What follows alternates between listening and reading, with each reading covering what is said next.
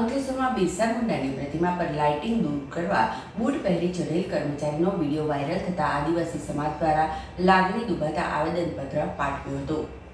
અંકલેશ્વર પાલિકા દ્વારા તાજેતરમાં રામ મંદિર અને 26મી જાન્યુઆરીને લઈ રોશની કરવામાં આવી હતી, જેમાં ભરૂચી નાકા સર્કલ ખાતે ઊભી કરવામાં આવેલ બિરસા મુંડાની પ્રતિમાને પણ લાઇટથી શણગાર કરવામાં આવ્યો હતો। જે લાઇટ ગત રોજ ઉતારવામાં આવી રહી હતી, એમાં એક કર્મચારી પ્રતિમા પર ચડી લાઇટ કાઢી રહ્યો હતો। એ વિડીયો વાયરલ થતાં જ આદિવાસી સમાજની લાગણી દુભાઈ હતી અને સ્થાનિક આદિવાસી યુવા કાર્યકરો દ્વારા ત્વરિત અસરથી આ અંગે અંકલેશ્વર નગરપાલિકા કચેરી ખાતે આવી લેખિત આવેદનપત્ર પાલિકા પ્રમુખને પાઠવી વાયરલ વિડીયોમાં દેખાતા ઈસમ સામે પણ કાર્યવાહી કરવાની માંગ કરી હતી।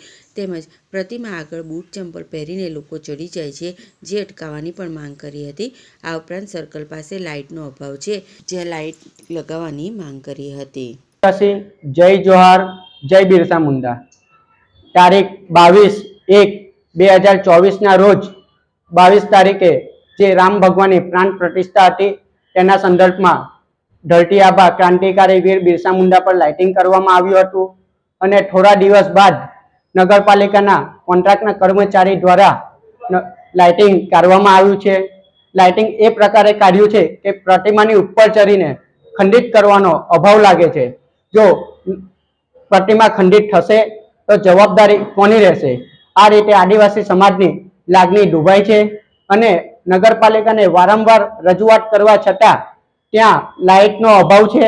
એક ફોક્સ દેખાવા પૂરતું લગાવ્યું છે, જેથી આજે નગરપાલિકાને અમે આદિવાસી સમાજ દ્વારા અપીલ કરવામાં આવી છે કે 2-3 ફોક્સ લગાવવામાં આવે, જેથી કરીને રાતના સમયે દૂરથી ફાસ્ટ વાહન આવે છે તે દેખાય અને પ્રતિમાને કંઈ નુકસાન ના થાય। જે પ્રતિમા પણ રાતના સમયે ટ્રક જાય છે તો હલે છે, તેનું પણ સ્ટ્રક્ચર સારી રીતે ઊભું કરવામાં આવે ને જે સ્ટ્રક્ચર ઊભું કરે તો ઊંચું કરવામાં આવે। રેલી હોય કે લગ્ન પ્રસંગ હોય, રાતના સમયે કોઈ પણ વ્યક્તિ ઉપર બૂટ ચપ્પલ પહેરીને પહોંચી જાય છે, તે આદિવાસી સમાજની લાગણી ડૂબાઈ છે અને આવનારા દિવસની અંદર જો આના ઉપર યોગ્ય નિર્ણય ન લેવામાં આવે તો આદિવાસી સમાજ ઉગ્ર આંદોલન કરશે। આ ચીમકી સમજો તો ચીમકી, અને તમારા રીતે જે યોગ્ય કાર્યવાહી કરવી જોઈએ એ કરી લેજો। જય આદિવાસી, જય જોહાર, ભારત માતા કી જય।